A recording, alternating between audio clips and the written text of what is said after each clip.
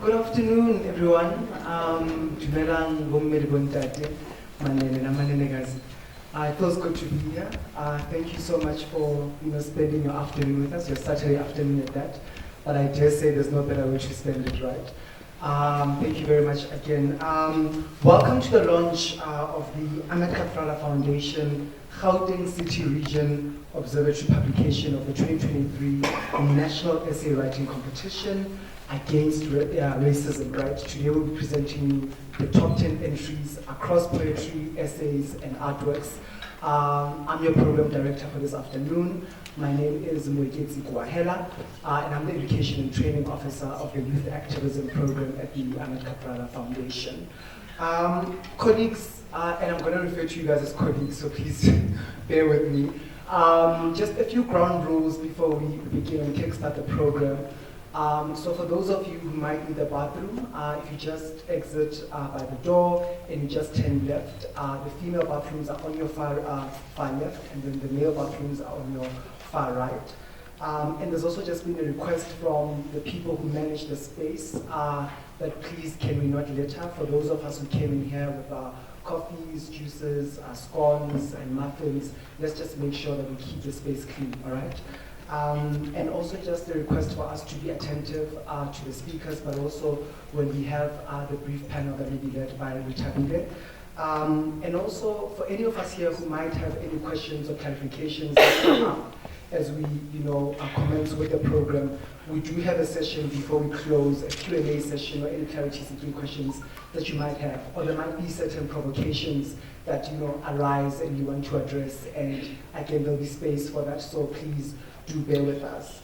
But also, colleagues, there are people who wanted to be here physically but couldn't, and they said that, listen, we will join the virtual world, all right? So we're also having a live streaming. So just be mindful of these 4 hashtags, right? So for those of you who will post on your Twitters, on your Instagrams, and Facebook or Meta, so our first hashtag is hashtag AKF, and then our second hashtag is hashtag GCRO, and our third hashtag is anti-racism publication, hashtag anti-racism publication, and our last hashtag for today, colleagues, is hashtag essay writing competition, all right? If you want our pages and you want to tag us, please, you're welcome to do so. So on X or former Twitter, you can find us at Kathrada Found, so found is a list, but you now found it, right? At Kathrada Found, that's the Kathrada Foundation's main page, but then we also have a youth page that drives and showcases the work that we do within the Youth Activism Program, and that is at Kathrada Youth, all right? But also for our colleagues at GCRO, their X, or formerly Twitter handle is at GCR_observatory, all right, _observatory. For those of us who might be like, Moeketsi, what are you talking about? What is this underscore? It's just that sign that looks like a hyphen or a minus, but it's just facing downwards, all right? That is _observatory there. And then again, on Facebook, where we are live streaming, you can find us on Ahmed Kathrada Foundation. And then for the colleagues at GCRO, their page is at Gauteng City Region Observatory, You must spell it full, right?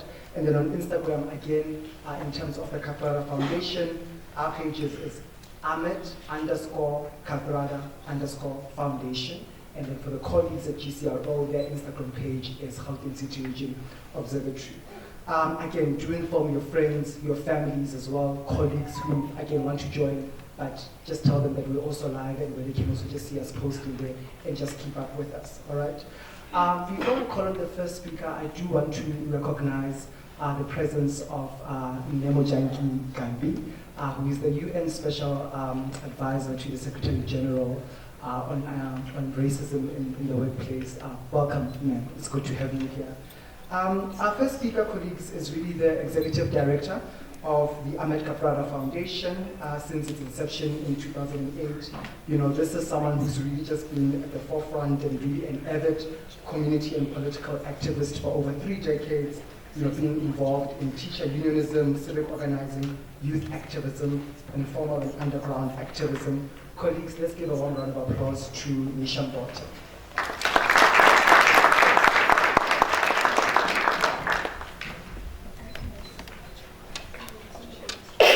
Good afternoon, everybody. I was a bit worried when I got here at about 2:10 that there were so few people here. I thought maybe we'll just find another smaller place where we can host this event. So I'm actually happy that there are fewer empty seats. But for us today is just a huge honor, privilege, and a sense of accomplishment. About 7 or 8 years ago, we started this competition because we thought it was important to get young people thinking about a topic that we don't even like talking about. So if we can get young people to write about it, then at least there will be more people thinking about it and perhaps talking about it and hopefully acting on it as well as they go along. Because that's really what this is about. Is once you start thinking about something, you start writing about it, maybe you get to a point where you need to act when you have to deal with the issue, wherever you might find yourself. We are not yet there. COVID had an impact on this competition. Numbers dropped. I'm happy to say last year we had over 500 submissions nationally. This year we need to make it bigger. And when you read the publication, you'll see just how deeply entrenched issues of racism are from the lives of young people. I know a lot of people say that racism is not an issue in this country, or it shouldn't be. But when you read this stuff, from the texture of hair to the looks that people get, and it's not the big apartheid signboards that you will see here, but it's the smaller things that everybody has to grapple with. And behind those small things are bigger issues that requires us to deal with as a country as well. So we do want to thank first and foremost all of the participants. In a day when it's not easy getting people to move beyond writing on TikTok and X, to write a 500-word or 1,000-word essay is indeed a huge accomplishment.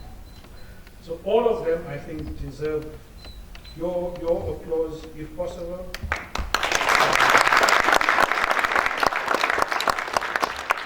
That the person was really slog hard to make this possible. In general, all of the staff at the AKF, but our anti-racism program manager, Retta Vele-Ratsolo, has been the driving force for the last 2 years on this competition, and is extremely passionate about it. Without her here, this thing would never have happened, and you would not be here today. So Retta Vele, where are you? Sitting right there at the back. Okay, thank you.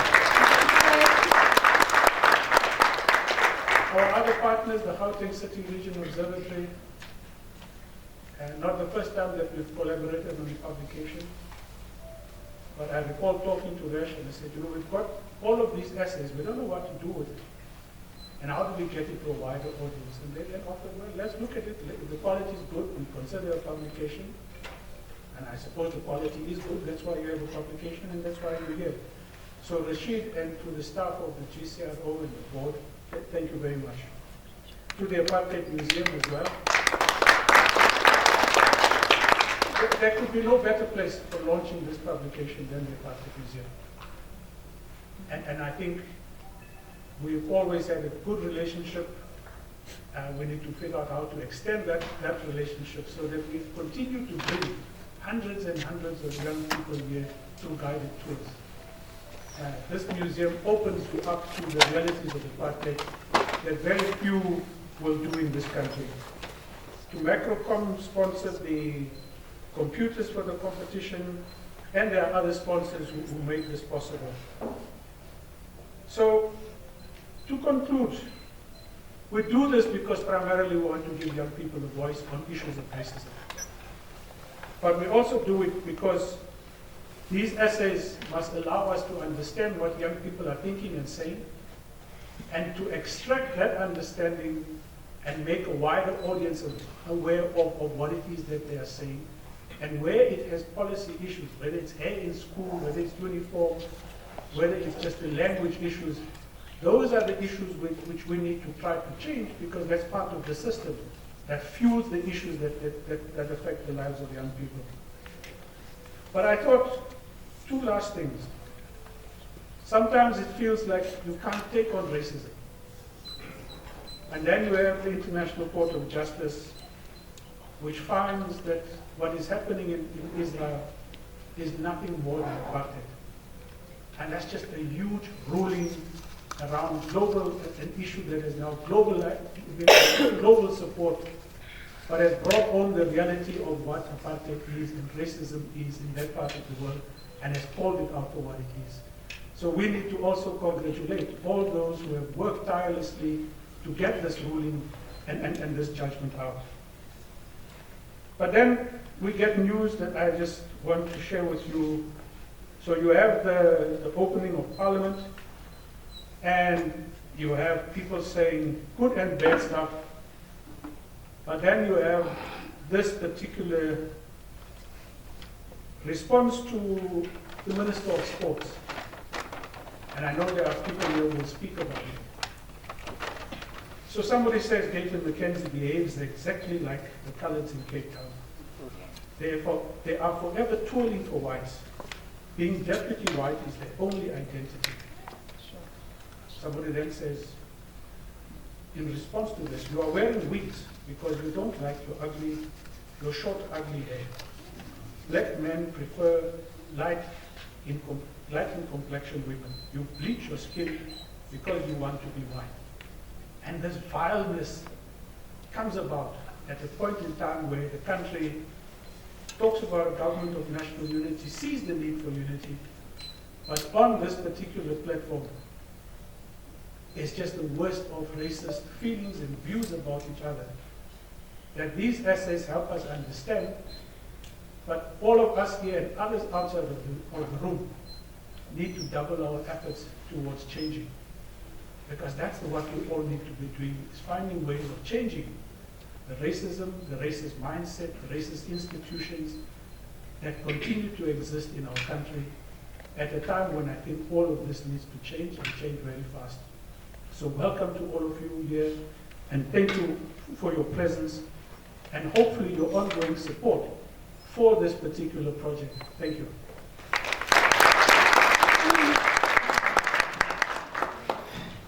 Thank you very much, Nishan Bolton.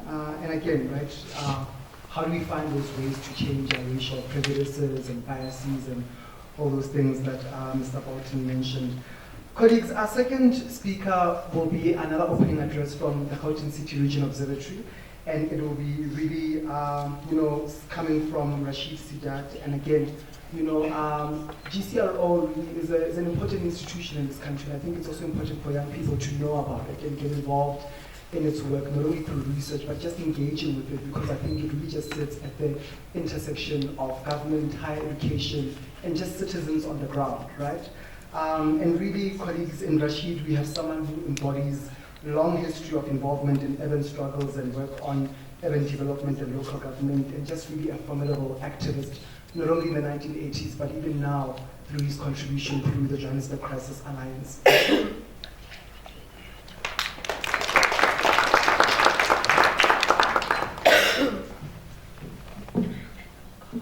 Good afternoon, Sanbanani, Milan. So I really wanted to start off by sort of rewinding back 3.5 centuries of struggle against colonialism and apartheid. In South Africa, after 3.5 centuries, we were able to remove the shackles of oppression, exploitation, and discrimination in the final years of the 20th century. The democratic era, which properly started on the 27th of April 1994, and as we know, we celebrated the 30th anniversary, commemorated the 30th anniversary a short while ago, And it's important to say that they've been underpinned by the core values of the new constitution that include human dignity, equality, human rights, non-racialism, and non-sexism. In the 3 decades since the formal end of apartheid, South Africa has retained its basic commitment to the precepts of the Constitution in terms of the restoration of dignity, the end of legalized racism, free and fair elections, and an independent and impartial judiciary. But, and there's always this big but, that the achievement of a prosperous and equal society has remained elusive. Significant socio-economic challenges remain deeply entrenched within our country.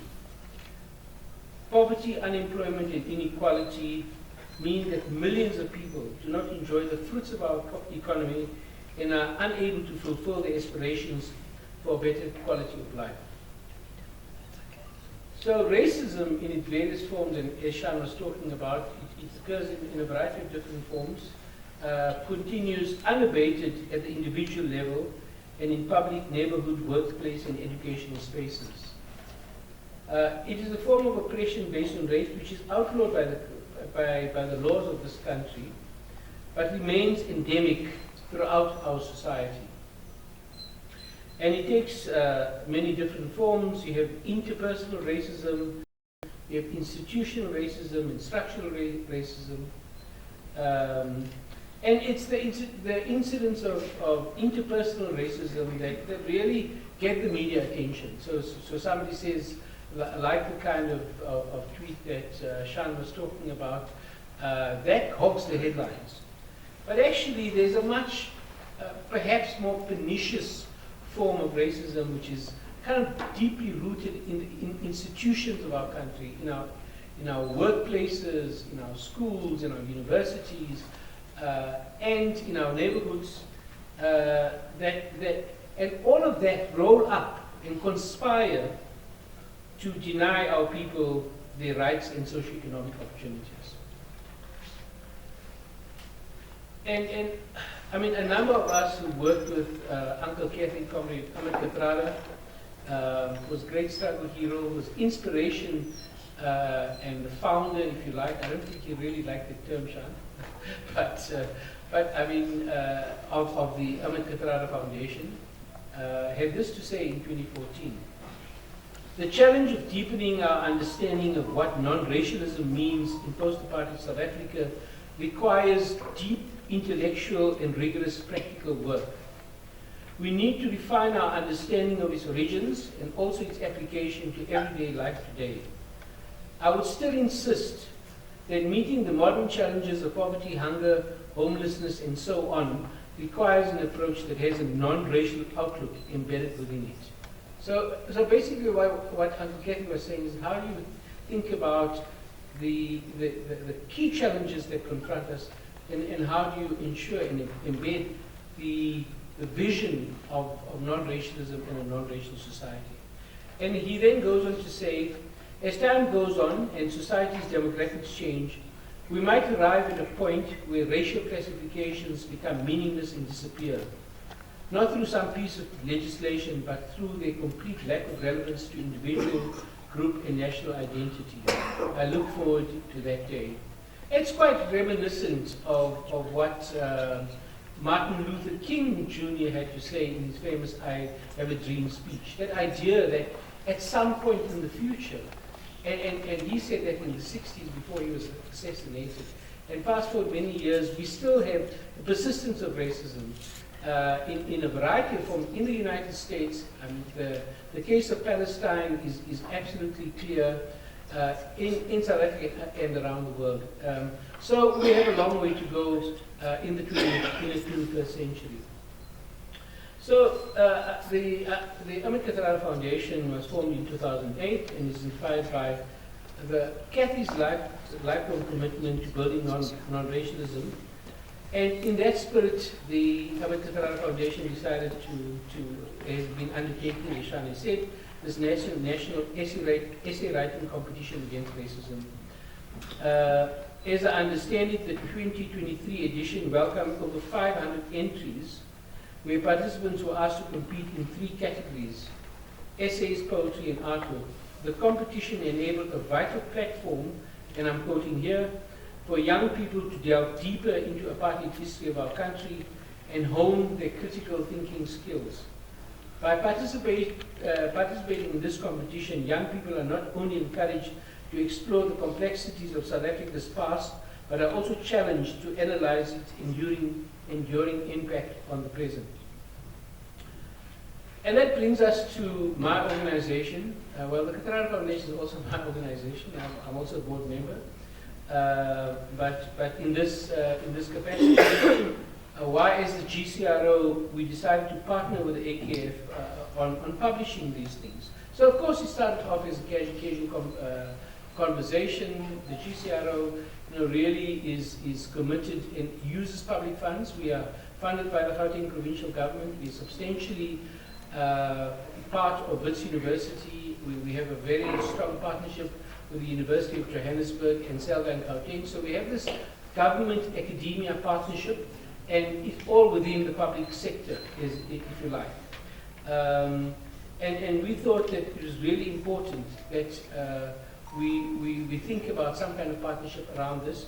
But Eshan was saying, this is not the first time we collaborated. We collaborated in 2011, many years ago, when we partnered on a study on the state of non-racialism, which had something like 18 focus groups, where South Africans of all types discussed non-racialism, race, identity, inclusion, exclusion, and related issues. And the transcripts of that were made available to a set of very prominent people who wrote very insightful papers on the subject, which was then presented at the symposium and published as a book.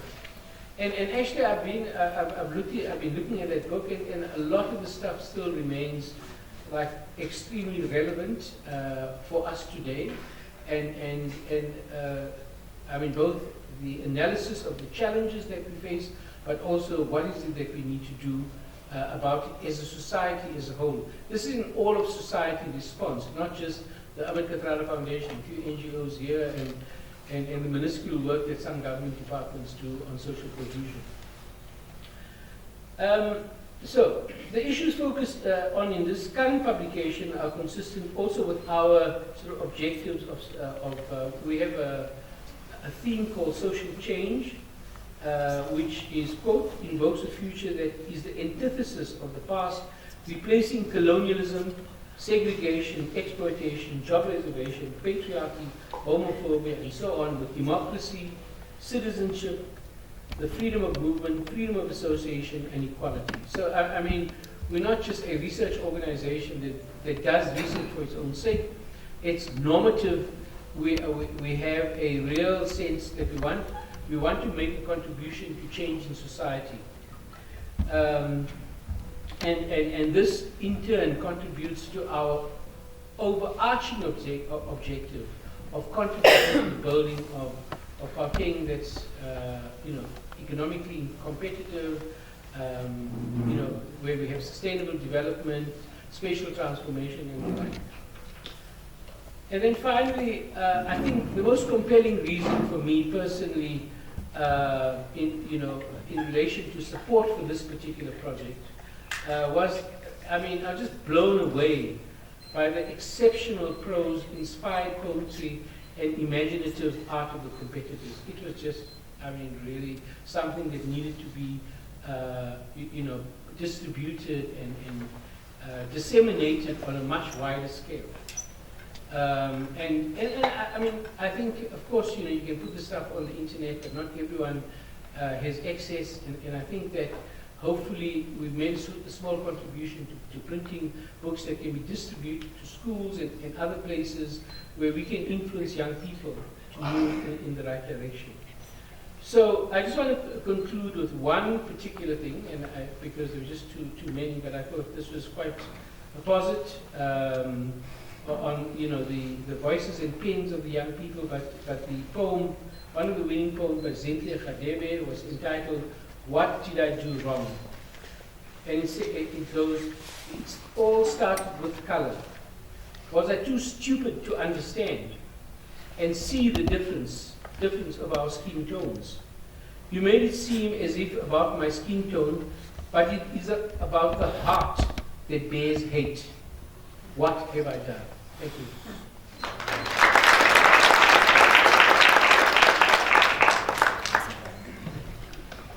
Thank you very much, Resh, for your words, for your support in making this publication possible, and again, your important contribution you made to us in the foundation. Colleagues, who are these brilliant young people who bring us here today at the Apartheid Museum on a Saturday afternoon, right? And I think, Nishan and Rashid have touched on some of, these brilliant entries. Our next line item is around presenting, these joint publications. So for those of you who managed to get the bag during registration, inside you would have received this booklet, and as you see here on the screen through this PDF image, this is the publication. You're welcome to take it out and engage with it, and hopefully even in your spaces beyond today, you will tell many more people about it. And I am made aware that there's also the online version as well. So again, just to spread it to your colleagues in your own spaces, right?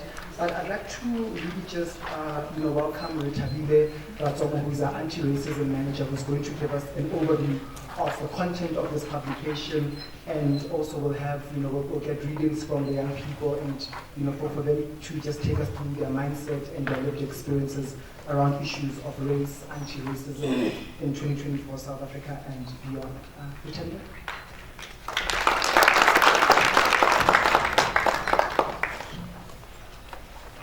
Good afternoon, everyone. As Mugezi has mentioned, I'm just going to take you through a bit about the publication. Well, not actually a bit about it, but how it looks, for those of you who hadn't had an opportunity yet to look at it. We're then also going to have 3 of our participants who are going to share with us just a bit about themselves, why they chose to enter the competition, as well as share their entry as well.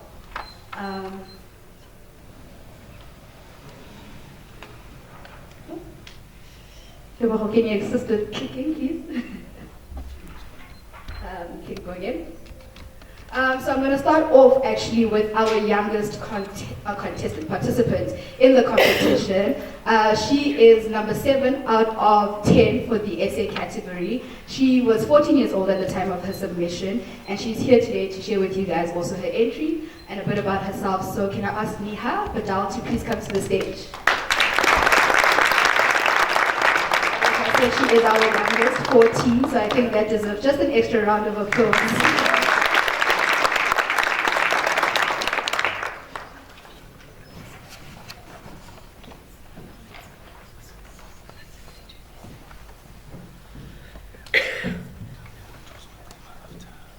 Good afternoon, everyone. My name is Neha Badal. I'm 15 years old and I'm from Malaysia. I live with my parents and twin brother. I have been homeschooled from 10 years old, and I am currently being homeschooled with Latitude Home Education, and I have enjoyed every experience since. I have a passion for reading and writing. Living in Indonesia during apartheid allowed my parents to guide me in who I am as a young girl. I was raised to love my culture and to never be ashamed of it, to embrace and love one another regardless. Thank you, Mom and Dad, for all you have done and how you raised me in our lives. Their guidance and encouragement led me to enter this competition. I felt a responsibility to participate, to give a voice to those who have not always had their own. To build a community of strong voices, I felt people needed to know that embracing who you are and how you were raised are of importance in rising up in our society. I love writing stories and essays about topics that I am passionate about. So entering this competition was a combination of passion and societal responsibility. Being young, I felt it was important that our generation not shy away from topics like racism, but rather to speak openly and honestly about how it affects us. Nobody is born a racist, so where does it come from? Racism is learned.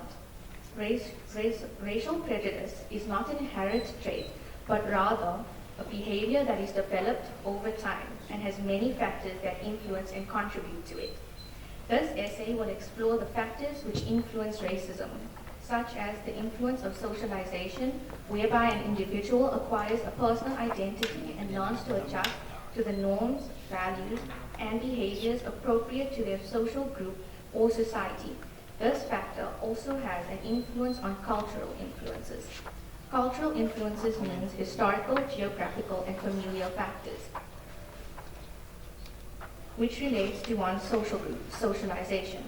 Personal and generational experiences. Personal experiences refers to personal events and experiences that influence one's views or perspective on life. And generational experiences refers to the experience a specific generation shared. Historical factors and events from the past that influence current day circumstances. Peer influences. The impact one social group has on an individual's behavior and mannerisms. And lastly, social media representation. How an individual is portrayed on social media platforms. The former South African president, Nelson Mandela, once said, "No one is born hating another person because of the color of his skin, or his background, or his religion. People must learn to hate. And if they can learn to hate, they can learn to love. For love comes more naturally to the human heart than its opposite," is an accurate summary on the basics of how racism is learnt and why. Socialization has a major effect on how people view different race groups. From the day we are born, our understanding of race is received through messages from our surroundings. Parents, family, caretakers, teachers, coaches, community leaders, or any figure of authority in a child's life plays a vital role in shaping their views and perceptions of those who look up to them, in this instance, children. An example of this could be a community leader making an outwardly racist remark in a speech, or a teacher excluding children of different racial backgrounds from a classroom activity. It is often these details that is reabsorbed and internalized, leading to children's attitudes and perceptions towards people of different race groups to be misshapen. And if an authority figure does this repetitively, it will only reinforce these racist views and attitudes, which will lead children to believe that this is acceptable behavior. Cultural influence. Cultural influence can play a big role towards racism. Racism most of the time can be unknowingly learned through values and traditions of cultures. Many cultures have stereotypes about the other, which typically stem from beliefs of the past. These beliefs only exacerbate the stereotypes. In addition to this, languages of cultures reflect the racism in the culture itself, meaning that the language of a culture may give off racist attitudes and beliefs. Examples of this could be terminology or derogatory terms that have an implicit bias towards different races, which are used on a daily basis without having any repercussions. Another is hierarchy. In stories, if languages of a culture give superiority to one race group over the other, it is showing bias.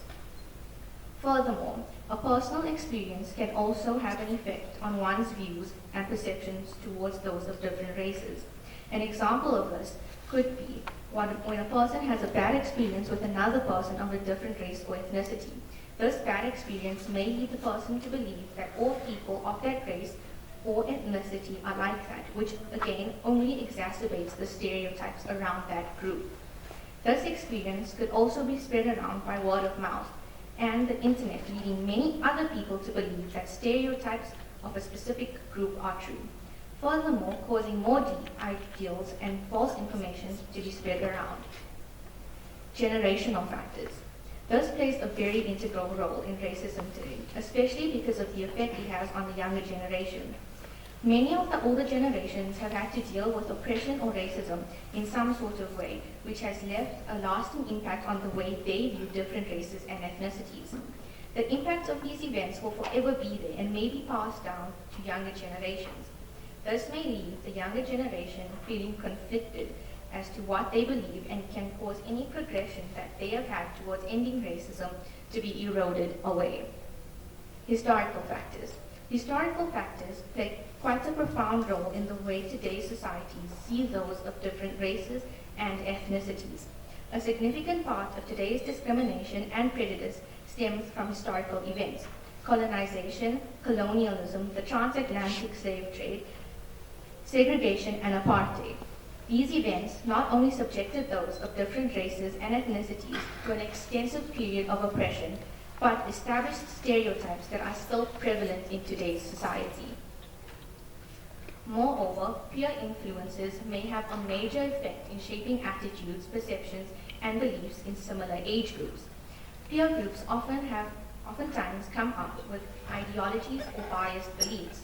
If a group accepts these ideologies, those within the group may also adopt them.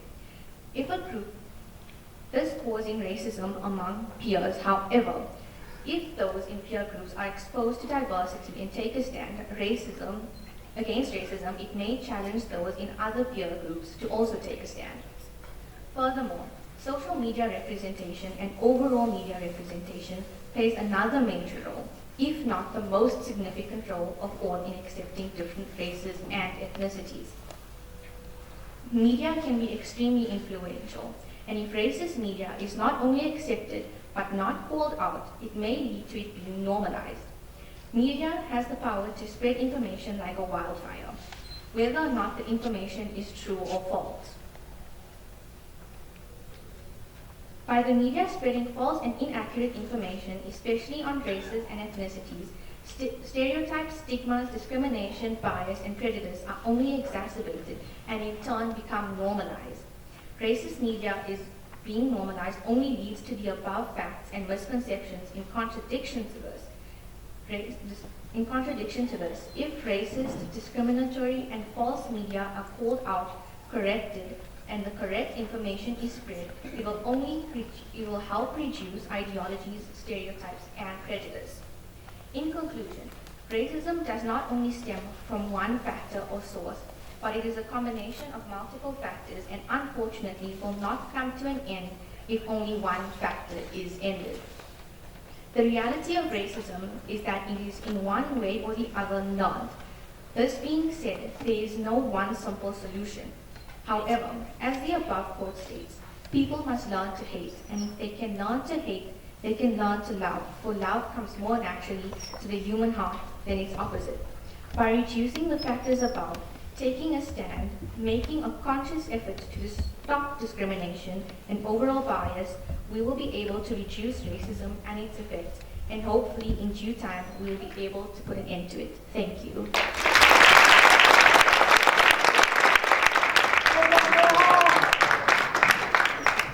Thank you so much, Neha. I think for us, we view it as a success when people as young as Neha actually want to join this competition and contribute to it. So thank you so much. Next up, we have one of our participants from the poem category. Sorry, she placed 5 in the poem category. Her name is Nyakalo Mokhale. Please, can you join us on stage?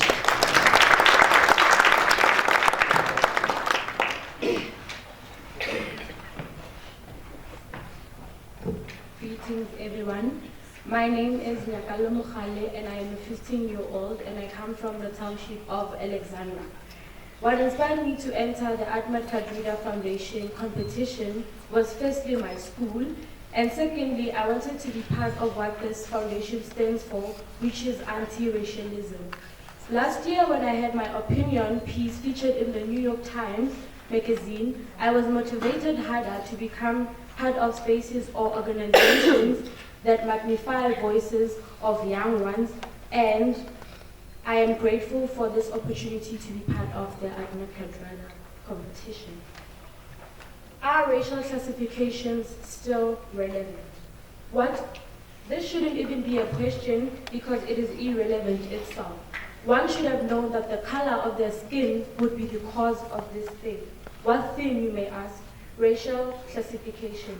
It shouldn't even be existing because it is the cause of non-coexistence. We are forgetting the real spirit of Ubuntu and remembering what was once a bad memory. We believe in colors, but they're just there to divide our humanity.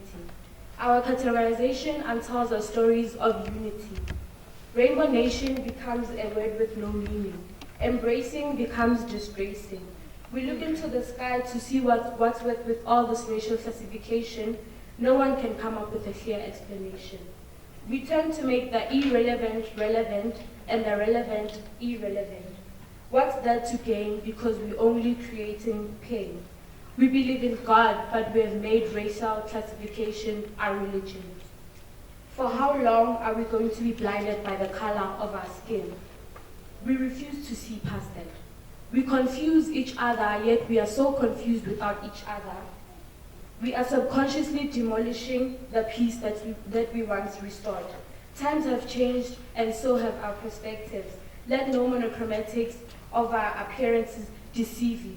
We are South Africans, and we are one. I'm not disputing the fact that my skin is who I am, but for who I am is being taken for granted. This is not what we wanted. Racial classification in South Africa is not relevant because we know the true meaning of a rainbow nation, and a rainbow nation is what we have become. Thank you.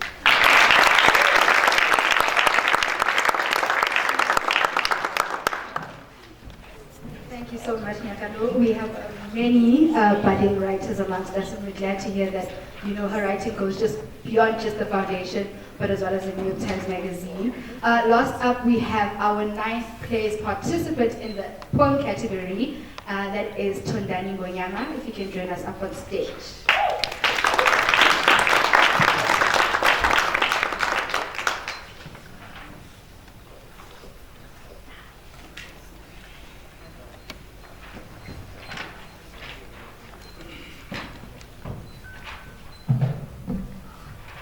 Good day to everyone.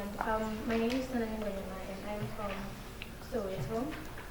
I started writing when I was in grade 7 with a group of friends of mine, and we drew up these comic books and sell them for fake money to our friends. So when I went to high school, I completely forgot about writing, and I forgot about it, and I was reading, but I was not writing a lot. So in grade 9, I met a friend of mine, and we started recommending books to one another. It was really nice. We talk about them all the time, and we decided to write a book one time. It wasn't really great. The plot was misleading. Like I wouldn't understand anything if I wasn't the one who wrote it. I feel like my biggest inspiration is my best friend and my mom. Growing up, hearing my mom telling me the stories that happened during apartheid is one of the things that actually inspired me to write this. My grandmother and my grandfather would tell us stories about how things were so different from how they are today. And I feel like that's apartheid and racism is one of the things that I'm not talking about a lot in today's world. So I feel like, I felt like writing this poem was gonna bring up the word, bring up the word of racism and apartheid so that people will actually understand the racism and apartheid. So this is my poem. In lands where colors intertwine. In lands where colors intertwine, a rainbow nation, a dream aligns. Racial justice lights the way in South Africa's sunlight bay. Hands intertwined in unity's grace, past shadows fade, no trace to chase. Equal rights for all, hearts set free. Diverse tapestry, harmonious spree. Injustice dismantled, a path reborn. Empathy and understanding adorn. Opportunities bloom, prejudice fades. Together we thrive in sunlight paradises. In this land, fairness knows no bounds. Hope and respect where humanity resounds. A tapestry woven, a story untold, racial justness, a future to behold. In South Africa's embrace, a just domain, colors interweave, breaking chains of pain. No privilege prevails, no bias found. Equality's symphony, a harmonious sound. A tapestry woven from history's vast, healing the wounds of the prejudiced past. Diverse voices united, strength combined, respect and empathy, hearts intertwined. Education blooms, a beacon so bright, lifting all souls to future of light. Economic bridges, gaps overcome, a shared prosperity for everyone. No judgment by skin, no barriers to see, a land where truth, justice, and equity decree. With open hearts we learn and embrace, A South Africa united in love and grace. Thank you.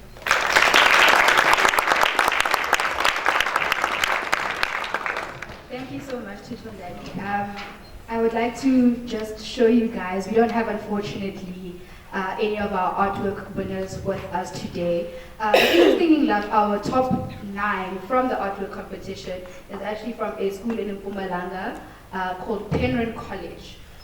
So I'm just going to show you a couple of, okay, well, you can look through the publication there. I'm not quite sure what's happening with the clicker. We are going to share details a bit later on in the program about this year's competition, but I would like to just read a bit from our foreword in the book, just to kind of wrap up this session. It is important that the youth of South Africa and across the world actively seek understanding and engage with issues of social justice. While the school environment may not always illuminate the complexities of these challenges, young people must recognize that they're not mere bystanders, but vital agents of change in society. So as you navigate through your educational journeys, remember that the societal issues you learn about are not just topics in books, but real-world injustices that require your active participation and voice. So embrace the opportunity to make a difference, challenge the status quo, question injustices, and work towards the changes you wish to see. Your involvement is essential in shaping a more equitable future for all. Let this be a reminder that each step you take towards understanding and action contributes significantly to the transformation of our society. So thank you once again just to all that wrote in. If we could just give the 3 a round of applause just for their amazing I'm going to hand over to our program director to continue with the program. Thank you so much. Colleagues, Niha, Dadal, Nyakalo Mukhane, and Dondai Ngonyama. Another warm round of applause for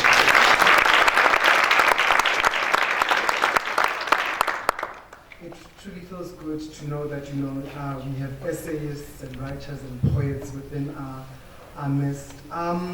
Colleagues, in terms of our next learn item, we have here someone, a young person. Whenever we're in spaces, we call him that. Whenever we see him, we just say, oh yeah, Utilezia. But really, here's someone we often say, and he doesn't know, but we often say, he's here to cause good trouble, right? And I think, if you go through, this publication, particularly the foreword, there are words that, and it was actually penned by Nishan Bolton, and he says, as we honor Ahmed Kathrada's legacy, we are reminded that activism knows no age limit and that even the youngest among us can make a profound impact in the world. And, Utsile is someone who truly embodies that. And he's here really to, give us a few words and to talk to us about the power of youth action and how do we harness the potential of young people in the fight against racism. Utsile?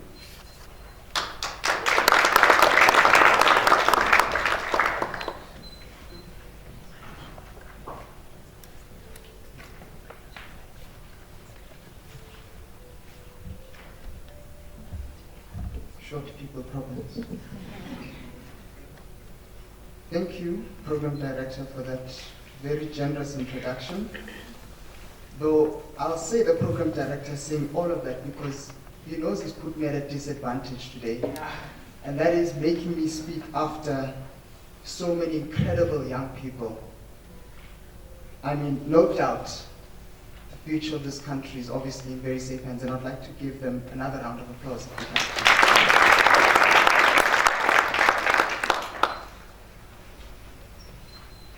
The fact that we are gathered here today to commemorate and to celebrate writings, poems, and artwork speaking about the underlying issues of racism in our country is a stark reminder that we have not yet fully realized the constitutional vision of non-racialism and non-sexism in South Africa. This acknowledgement does not diminish the substantial progress made over the last 30 years of our nation's democracy. While much has been said about the legacy of apartheid, this remains a central challenge in our pursuit of non-racialism in our society. I'm convinced that this enduring legacy continues to underpin many of our nation's socioeconomic challenges. We must distinguish, ladies and gentlemen, between the subjective and material forms of racism in our country as they continue to exist today. Recognizing the interconnectedness of these issues, South Africa has made significant strides in addressing them since 1994, no doubt. However, much work still remains to be done. And so as we are convened today to celebrate the incredible work of so many young people that have contributed to this writing and this publication, we can call them authors, by the way, because they've been published now. We must, however, talk about what we can learn from the past and what we can build upon the achievements and how we can build upon the achievements of South Africa thus far in the ongoing fight against racism. So, we've heard from a 40-year-old writer, a New York Times published writer, and no doubt the next Maya Angelou Ntandai. What on earth can I contribute? As I was thinking about what I'd say for today's events, I found myself turning to history and turning to writings of some of our nation's greatest leaders. One such book I turned to was Long Walk to Freedom. And I promise you, though the president said this in his opening of Parliament, I wrote it first. But in the end of Long Walk to Freedom, Madiba writes, "The truth is that we are not yet free. We have merely achieved the freedom to be free, the right not to be oppressed. We have not taken that final step in our journey, but the first step on a longer and even more difficult road. For to be free is not merely to cast off one's chains, but to live in a way that respects and enhances the freedom of others. The true test of our devotion to freedom is just beginning. I have walked along the road to freedom. I have tried not to falter. I have made many missteps along the way, but I have discovered the secret that after climbing a great hill, one only finds that there are many more hills to climb. I have taken a moment here to rest, to steal a view of the glorious vista that surrounds me, to look back at the distance I have come, but I can rest only for a moment. For with freedom comes the responsibility, and I dare not linger, for my long walk is not yet ended." The reason I wanted to turn to those words is to remind us all that in fact, this conversation we are having because we have a recognition of what this freedom in South Africa means and of how non-racialism helps to enhance the quality of the freedom we enjoy in this country. We recognize this because we live in a nation, one needs only to walk around this building, that has endured enormous atrocities. But in our generation, Generation Z, and in this new generation that is emerging, we see the opportunity to write South Africa's future, and in that writing, to wipe out racism. So, where do we begin? I'd first start by saying, after having read this, because I was provided a copy of this publication before coming in, that to the writers, the participants in this competition, keep doing what you're doing. That is the first step we need to start with. Because writing about the challenges that we face in our society and being as honest as all of you have been in this competition is the first step in diagnosing where it is this problem exists. The second step, in my own recommendation, would be we need to be the catalysts of these uncomfortable conversations in our classrooms, in our homes, in our spaces, and in our circles. The temptation to do nothing when someone says a comment, or when someone says a comment that is totally out of order and really undermines the values of what it means to live in a country such as South Africa and disrespectful to our history, The value to say nothing and not be that person who makes the situation uncomfortable. It's a very big temptation. However, it is a temptation that we cannot give into, because it is in that moment of standing up and saying, what you said is incorrect, and for the following reasons that I will try to explain to you in a very nice way, because people do get very defensive, but in a very nice way. You begin to help deconstruct for that person what the problem is and how they're contributing to this problem South Africa faces still to this day. You know, we as the young people have the duty to do that, because quite literally this is our future that we are trying to shape here. We are the present, but we're also the future. And in so doing, in challenging spaces around us, challenging negative notions, spaces around us, what we're doing is actually helping to shape this future that we want to live in. It is helping to make it known and make it clear that so long as you or I or anyone we know who is present when we so long as they are around, behavior and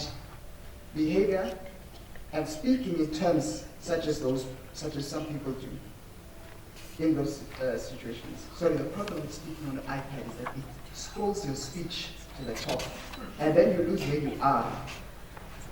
The temptation to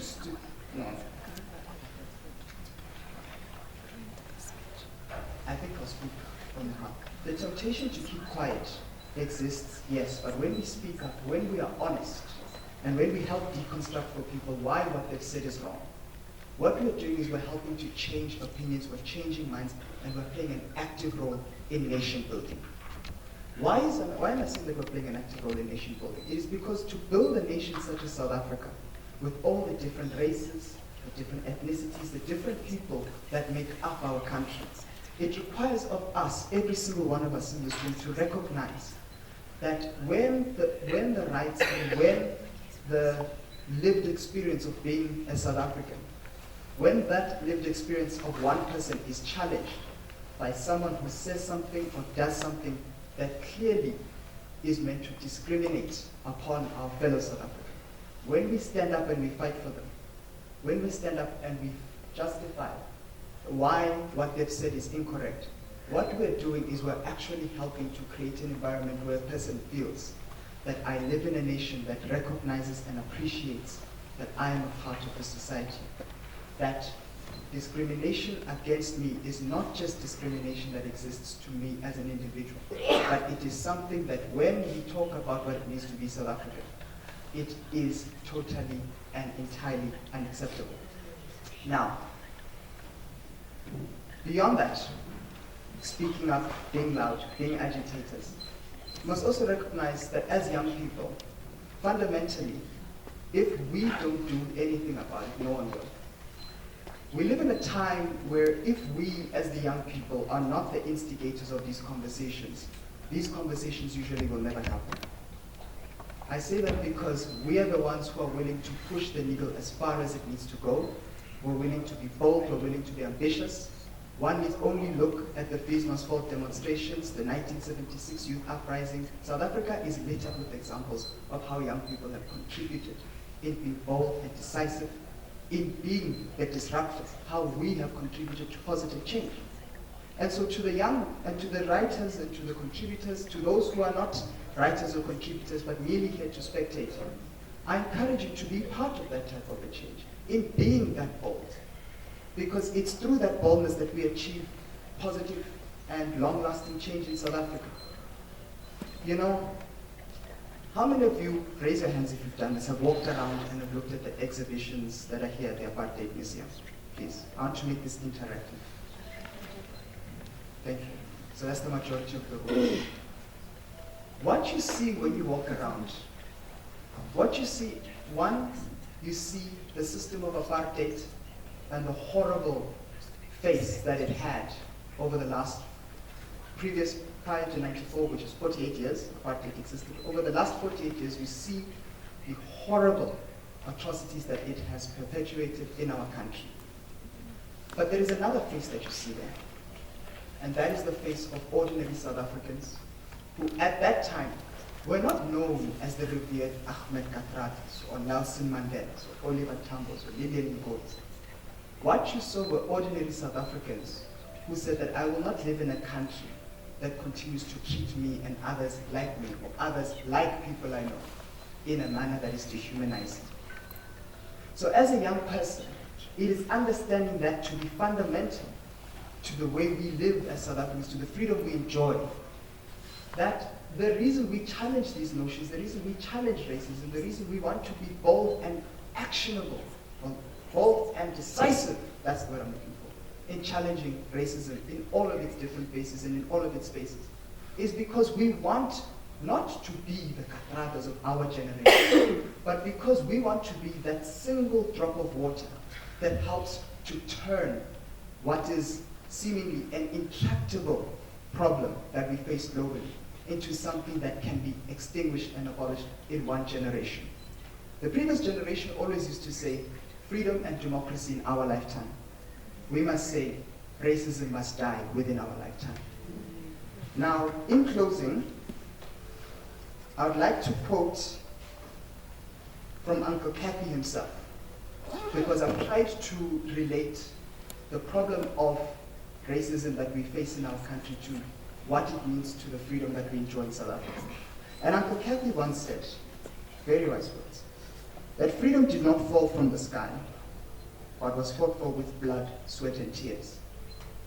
As you leave this venue, I encourage you to look around, to see the actual blood, sweat, and tears that it took to achieve this nation's freedom, and realize that challenging racism is the one good deed you could do in your lifetime that could make all the people who have died and suffered and helped to achieve this nation's freedom be vindicated and feel free wherever they are now. Thank you.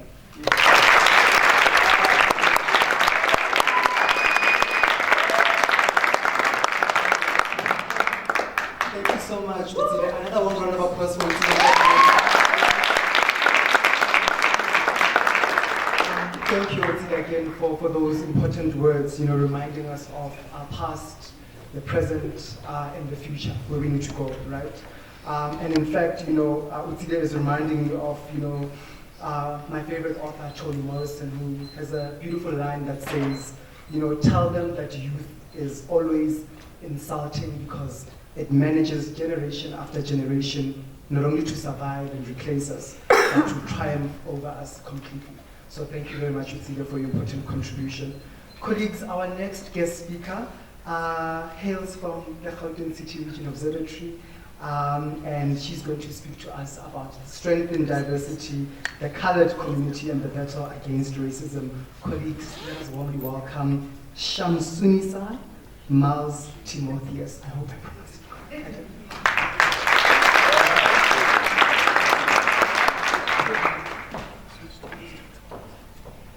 Good morning. Good afternoon, everyone. My name is Shamsunisa Miles Timotheus, as he said correctly. So well done. I know it's difficult.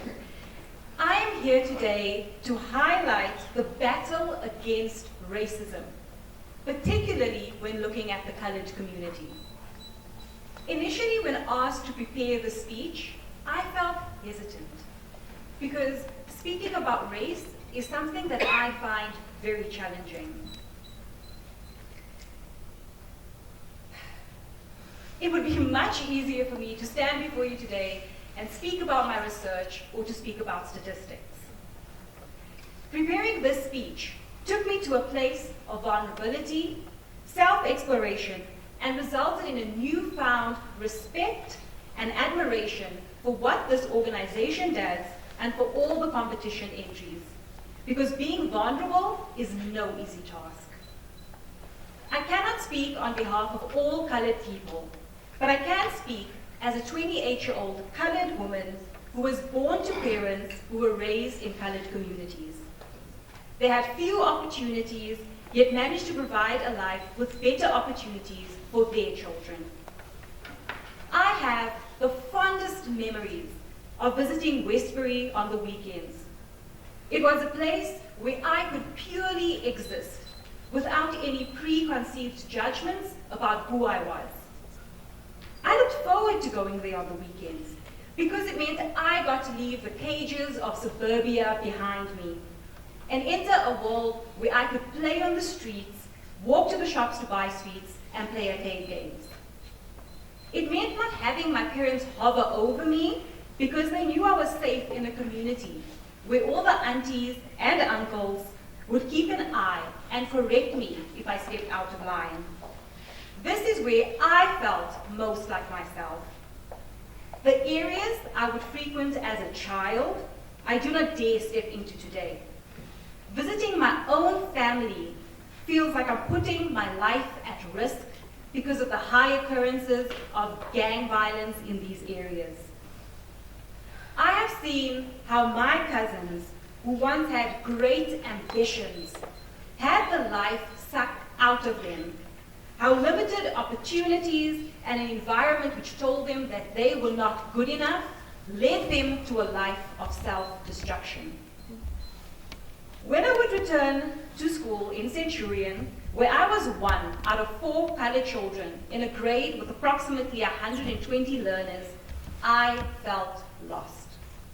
When asked about my identity in class, I would always refer to myself as mixed race, because I found it difficult to explain what being colored means.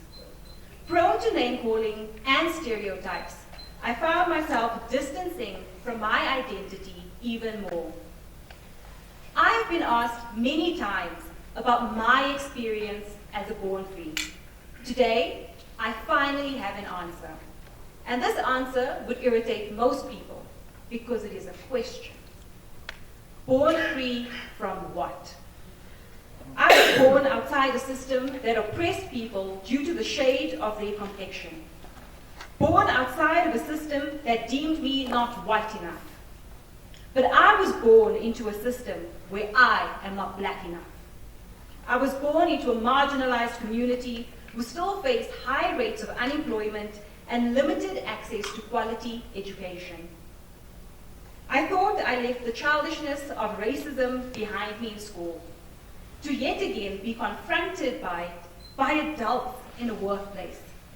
From being questioned on whether I use chemicals to straighten my hair, or have the assumption placed upon me that the only reason I managed to get the job is because I belong to a marginalized group.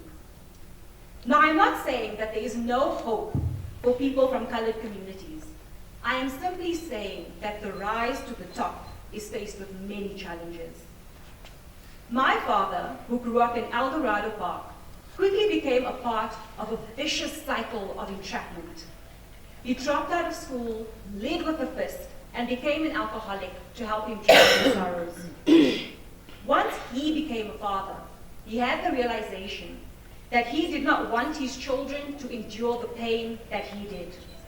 And so he started a journey of building himself. He worked himself up from working in the guillotine press to being a departmental head of a multinational corporation. Yet still people perpetuate stereotypes on him, such as asking him whether he hides an okapi in his drawer at work. I was fortunate. Not all colored children are exposed to positive role models. And sometimes the ones they see on media seem so far-fetched. With limited opportunities, they become a part of a system that was designed for them to fail. While preparing for this speech, I reconnected with the communities that I visited in my youth, so that their voices too might be heard here today. Everyone I spoke to felt alienated and hopeless. In these communities, it is now normal for the old to bury the young. Despite parents' best efforts to keep their children out of gangs, the mere association gets them killed.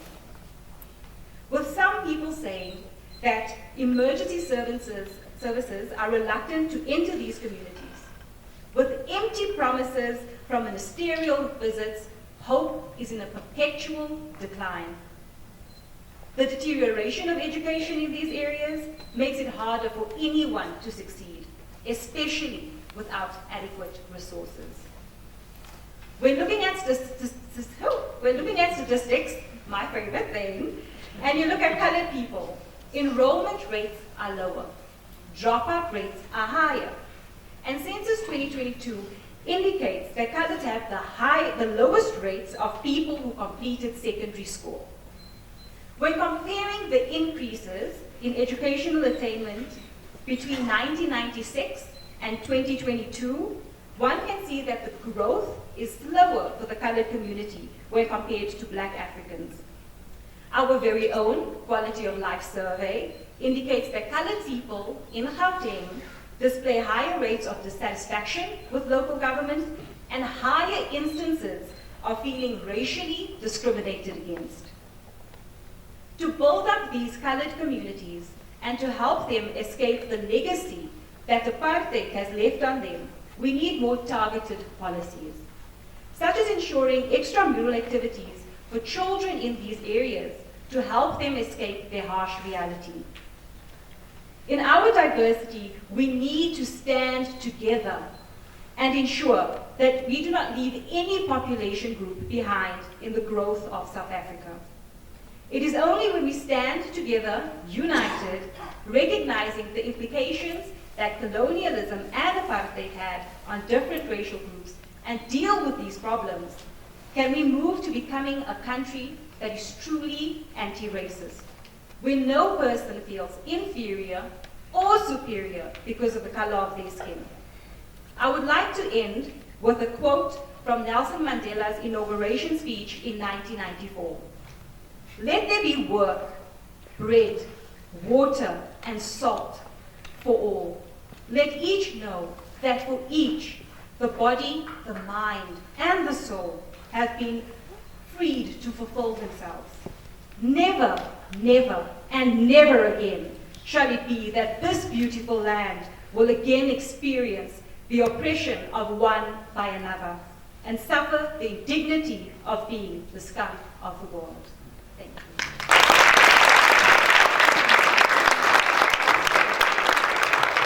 Thank you so much, Shamsunisa. Another one round of applause for her, please. And colleagues, what do we do, with these lived experiences that both our guest speakers have just highlighted, right? What do we do with this uneasiness, these uncomfortable conversations, right? How do we sit with this complexity that we're living in, right? Recognizing that yes, we're not where we used to be, but also we're not where we're supposed to be, right? Thank you so much to you both. Colleagues, part of the reason why we're also here, in addition to launching the publication, is that again, we've already launched the 2024 leg of the competition, right? And again, we'd like for you to participate, tell your friends, your colleagues, learners in your midst, people in your communities, right? But I do want to invite again Rethabile Ratsomo to just basically explain how the 2024 competition will work out in terms of rules, etc., etc. But again, just to encourage all of us here to just go back into our communities and just really encourage young people to write, to do their arts, and just engage with this competition as we take it forth. Rethabile?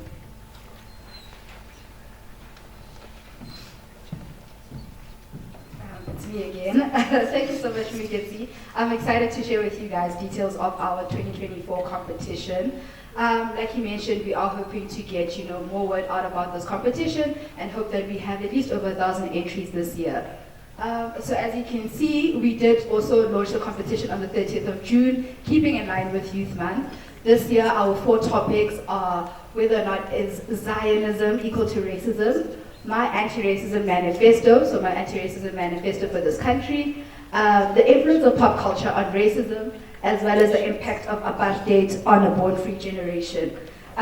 We are hoping this year to extend our prizes to at least our top 3. So if you're interested in getting involved in sponsorship type of ways, please reach out to me. But we do offer prizes for our top 2 in each category, and that includes a prize of a laptop as well as a cash prize. Please guys, when you are spreading the word about this, please make sure that you highlight to people that submissions can be made to our email address, essays@katranafoundation.org, or they can be dropped off at our offices. Previously we did have post available, but I think we all know how slow our postal services are, so we have removed that as an option. Only 1 entry per participant and no joint entries will be accepted. either.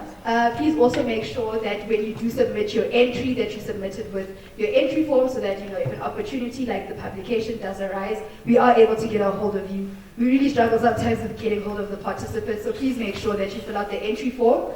If you would like to find out more information about it as well, please feel free to email me. My email address is my name, ruthabile@cathredafoundation.org. But yeah, this is our 2024 competition. It does close on the 31st of August, so up until then, you are able to submit your entries. Thank you very much.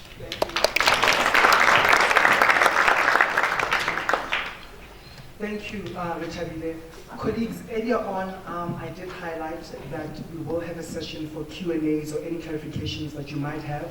And much has been said by not only the opening remarks, but our colleagues in terms of the young people who contributed to last year's cohort in terms of the competition, but also by our guest speakers as well, right? And again, I did ask, what do we do with this uneasiness rather, and again, how do we have more of these uncomfortable conversations that are necessary to move this country forward to a better place where it needs to be. Just a humble, if you have a humble request, if you have questions, all right, just remember a question is how, what, when, all right? But also because of time, and it's a Saturday, we must go back home and cook. Some of us must go, dinner plans or whatever you have planned. We don't want to take too much of your time as well, all right? If you have questions, just keep it succinct, all right? I appreciate that sometimes you want to give context, you want to just ask the question, all right? So yeah, I'll be generous and have 3 rounds, all right? And what that means is that if people raise their hands, I'll start by the front and then the middle and then at the back, all right? We are still here in terms of colleagues from the Ahmed Kathrada Foundation and the Gauteng City Regional Observatory, but also the Apartheid Museum for any further engagements or questions that you might have, all right? If you have a question or any clarity-seeking comments, please just kindly raise your hand. Anyone? No? Are you sure? It's a safe space, colleagues, I promise. If you have a question, clarity, or even a compliment to the young people, our essayists, our poets, our writers, if you have anything that you'd like to contribute, anything, nothing. All right. Thank you. But perhaps to put her on the spot, our UN special rapporteur, any words that you'd like to contribute? What you'll be telling, Antonio Guterres in one line, just some, a few words of encouragement from you or contributions. Thank you very much. It's Sean who did this. But I think I said to Sean that I would like to come and participate in this, and thank you very much for inviting me to do that, because, looking at racism from a UN perspective, you tend to go back to the old writers, Du Bois, or Fanon, whatever, Biko, Ahmed Kathrada. And I said to Sean, I really want to understand how young people experience racism, and also just to find new ways of just understanding the way in which systemic racism works. We see it in sport, we see it in many other areas. So for me, it really was breathtaking. I mean, I'm really just so inspired. The poetry was unbelievable. I can't believe that young people write such beautiful poetry. And this is such an important initiative that needs to be supported. And we have to find a way of getting those voices into the global debate and discussion about racism. Just one thing that I would say, so that I want to leave you with. So my first day in New York as a special advisor to the Secretary General, title. So I walk into the office where you have to get your UN tag on the first day. I've not even seen the Secretary General, I'm seeing him the next day. So that office is it's like this stage, it's not very big. So I walk in, there are 2 service stations there where they issue tags, and they are busy. So the security says to me, no, stand, this is the queue for that. So I stand there. And then immediately after me comes an African gentleman. He's also there for that. They tell him to stand behind me. He stands behind me. Then the third person to come in is a young white lady. She says, I'm here for my ID. They say, okay, stand behind those two. So at the service station, there's another security, UN security person. So he comes to her to ask her, what are you here to do? Now, you know, we're standing like this, we can hear. So she says, no, I'm here to get my pass, they call it the ID pass, UN pass. Oh, okay. When the first service station becomes available, he comes straight for her. You know, I'm here, there's a gentleman behind me, he comes straight and just let her jump the queue. So I asked them, you know, under normal circumstances, I would go crazy. So I asked, I'm like, can people make appointments? Did this lady have an appointment? They said, no, it's a first come, first served thing. So why are you serving her before us? So they look at me like, who's this one? You know. Then I'm with a colleague, you know, because I'm accompanied to the UN office. So she's Senegalese, and she's like, Ms. Gumbi, what's going on? So I keep quiet. I'm like, I haven't even started my job. What, I mean, if I'm going to cause the usual South African become myself, this is going to end very badly.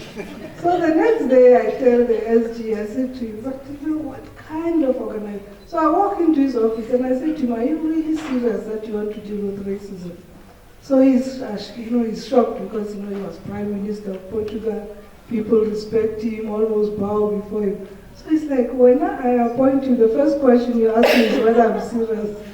I'm like, exactly. So let me tell you what happened in your office. He really was so shocked.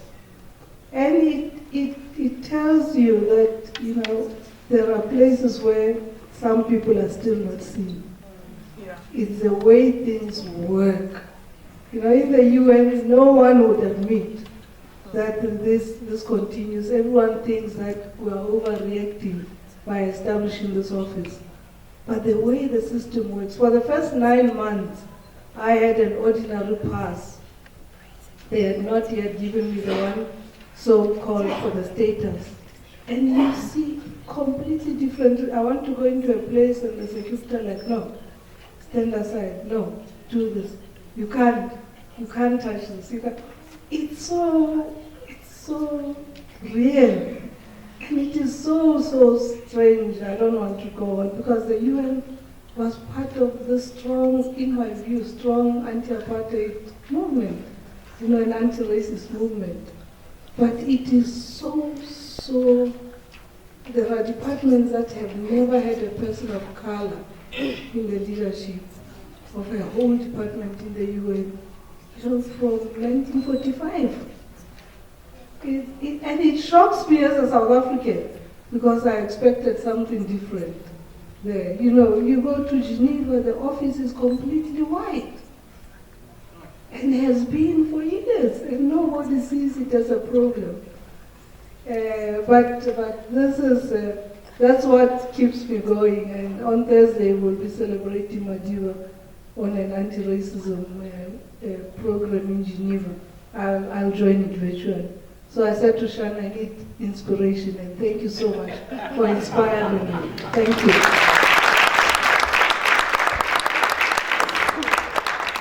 Thank you so much, Memo Janiki Kampi. Again, what are we doing as well in our spaces when we're faced, with these experiences? Colleagues, much of our work at the foundation is made possible, honestly, through collaboration. Not only in terms of even speakers or other organizations, but also just really young people as well, right? Just to give a vote of thanks as well, I'd like to just ask from this museum that we've been, of which, the space that we're using, and we've just agreed to and really whenever we request, and they're always willing to host us and all those things, could I just kindly request Venolia Tlamwana just to give us a vote of thanks and also just give us a summary of today's events, takeaways, and a few insights. Venolia?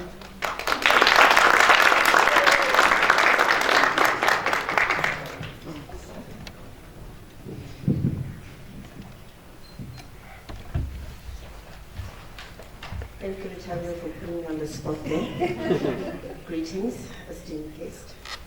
What an honor to be standing in front of you all. Wow, what more can I say? Listening to these amazing future leaders who I'm positive is going to make a positive impact in the world. Uncle Kepi quoted, the hardest thing to open is a closed mind. From where I'm standing, we are tapping into those minds.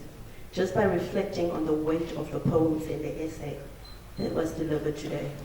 Thank you, Ritavio, for reaching out to the Apartheid Museum and partnering with us on this much-worthy cause to fight racism. Thank you to the Executive Director, to the foundation of the foundation. Yes, we're definitely looking forward to partnering with you on more campaigns like this, where we continue to play a role of bringing change and seeing our leaders of tomorrow to stand up and change the country or even the world. Let's be inspired by Uncle Kepi, who dedicated his life to fighting for freedom, equality, and justice. Thank you all so much for making time and to come and grace us with your presence. And thank you so much, and do visit the Apartheid Museum. Thank you. Thank you so much, Vinolia. And Vinolia is the manager here at this beautiful museum that we're in. And I think it's very important as well for us as young people to engage these historical museums and buildings, but also just to know that there are careers in these fields as well. Colleagues, to give us a vote of thanks from the foundation, earlier on I did mention that I'm the Education and Training Officer of the Youth Activism Program. I'd like to call on stage now to give us our vote of thanks, but also someone who will be encouraging us in terms of just how do we continue these engagements in the context of anti-racism, youth work, and other initiatives. Obakeng Khatse.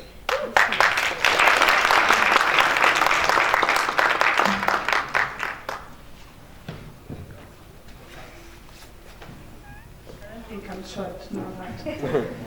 Hello everyone, my name is Obakeng Khatse and I serve as the Youth Activism Program Manager at the Ahmed Kathrada Foundation. I don't know what I'm going to say here because I think I had a lot of points said and I was like, oh my God, I wanted to say that. And people have really covered a lot. But my main takeaway from today is racism is an issue in our country. It's an issue nationwide. It's an issue internationally. But the main thing that we can all do is not to just sit and say, I'm not racist, but is to say, how do I act against racism? And that is the work that Ritavio does on a daily basis. So I'm just going to make it very short and say thank you to those that I might not have mentioned. I like you very much, and I will buy you some chocolates when I have money. So yeah, I think mainly is to say thank you to the program manager of the anti-racism department, Ritavio, and to Lungile Mazibubu over there at the back. So at the foundation we do everything, né? He's there now taking a video and everything, but he was doing the admin work and everything that went into making this day a possibility. So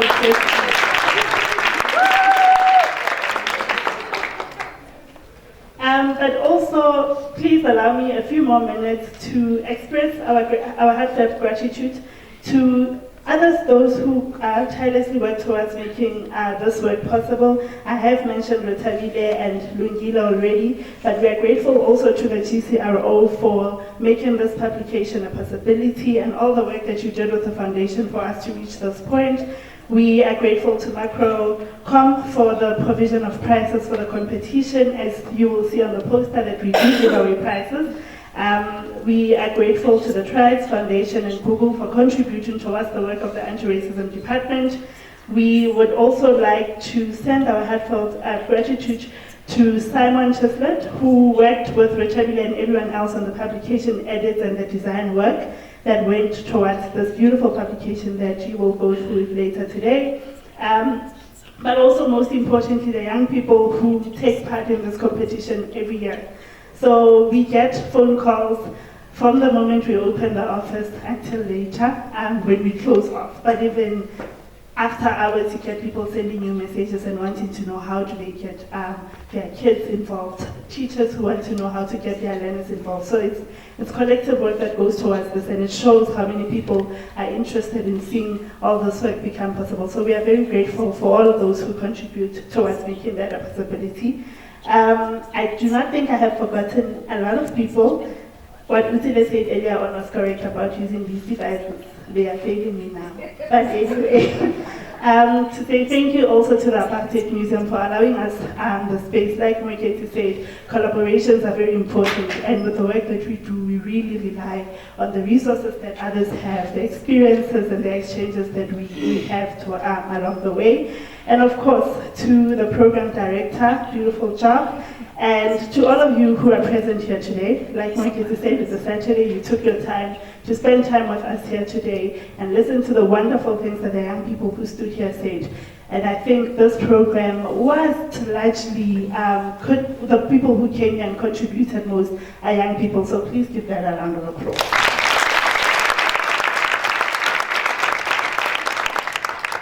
My boss is not that young anymore, but he's young at heart, so I include him in that also. But we do really appreciate your attendance, and we look forward to seeing the amazing contributions that you will make in your own spaces towards their fight against racism. Please do feel free to reach out to the foundation when you need assistance with anything but money, but we can present ourselves, but we will do welcome money if you can give to us to do the work. Thank you. But yeah, I think that is all from my side. Please travel home safely and do enjoy the rest of your weekend. Thank you.